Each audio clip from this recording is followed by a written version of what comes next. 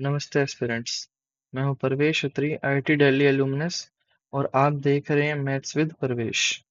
आज हम सोल्व करने वाले हैं जेई एडवांस 2026 मैथमेटिक्स का एक इंटरेस्टिंग मैट्रिक्स क्वेश्चन। क्वेश्चन पूछ रहा है कि 3x3 आइडेंटिटी मैट्रिक्स पर एलिमेंट्री रो ऑपरेशंस करके इनमें से कौन सी मैट्रिक्स ऑप्टिंग की जा सकती है। सबसे पहले एक इम्पोर्टेंट थ्योरी याद करते हैं।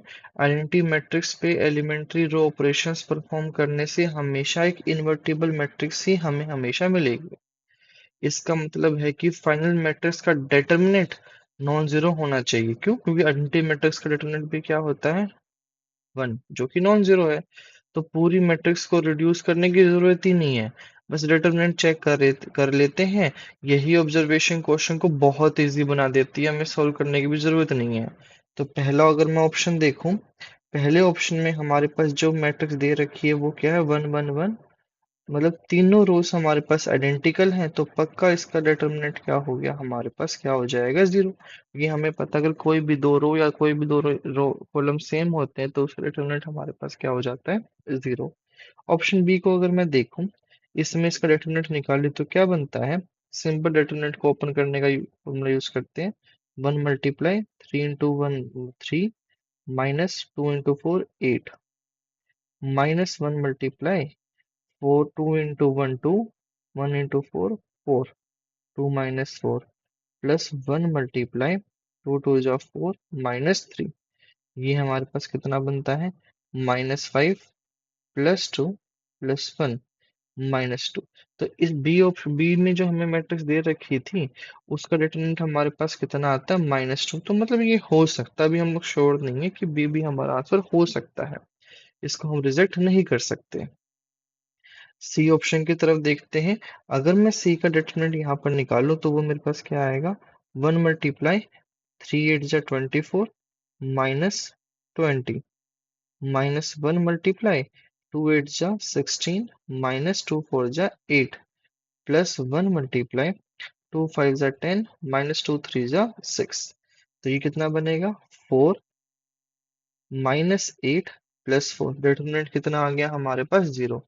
तो सी ऑप्शन में जो हमें मैट्रिक्स दे रखा था उसका डिटरमिनेंट भी हमारे पास क्या आ जाता है? जीरो। तो इसका मतलब क्या हुआ कि ऑप्शन सी हमारे पास क्या हो जाता है? रिजेक्ट हो जाता है। तो ए भी रिजेक्ट हो गया, सी भी हो गया। अब हम चलते हैं ऑप्शन नंबर डी की तरफ। डी ऑफ देखते हैं। हमारे पास डी में मैं नोटिस क्या किया कि अगर मैं R1 + R2 करूं तो मुझे क्या मिल जाता है? R3। तो अगर R1 + R2 हमें क्या मिल गया? R3। तो इससे मैं ये समझ गया कि इस मैट्रिक्स का जो डिटरमिनेंट होने वाला है वो भी हमारे पास क्या हो जाएगा? जीरो। तो ऑप्शन नंबर डी भी हमें क्या हो जाता है? हमारे पास रिजेक्ट हो जाता है। अब सिर्फ ऑप्शन बी बचता है, और इसका डिटरमिनेंट क्या था? नॉन जीरो है। तो इसका मतलब क्या हुआ कि हमारा जो आंसर है वो हमारा आंसर क्या हो जाता है? Option number B. अब इस क्वेश्चन का सबसे इम्पोर्टेंट टेक अवे ये है कि क्वेश्चन मैट्रिक्स का था, लेकिन एक्चुअल कंसेप्ट किसका था? इन्वर्टिबिलिटी का था। कि अगर हमारे पास कोई भी matrix non determinant non zero है तो उसके रो ऑपरेशन करके जो भी मैट्रिक्स बनेगा उसका डिटरमिनेंट भी क्या होगा? Non zero. इसलिए डिटरमिनेंट चेक करने की हमें क्वेश्चन को कुछ ही सेकंड्स में हमने सॉल्व कर लिया। जेई एडवांस में कैलकुलेशन से पहले कंसेप्ट आइडेंटिफाई करना बहुत इंपॉर्टेंट होता है। इसलिए मैं बार बार क्या कहता हूँ? Think before you calculate. अगर आपने भी ऑप्शन नंबर बी ऑप्शन निकाला था तो कमेंट में जरूर बताइएगा। वीडियो पसंद आई हो तो लाइक कीजिए, शेयर कीजिए, और मैथ्स विद प्रवेश को सब्सक्राइब कीजिए। मिलते हैं नेक्स्ट प्रॉब्लम में।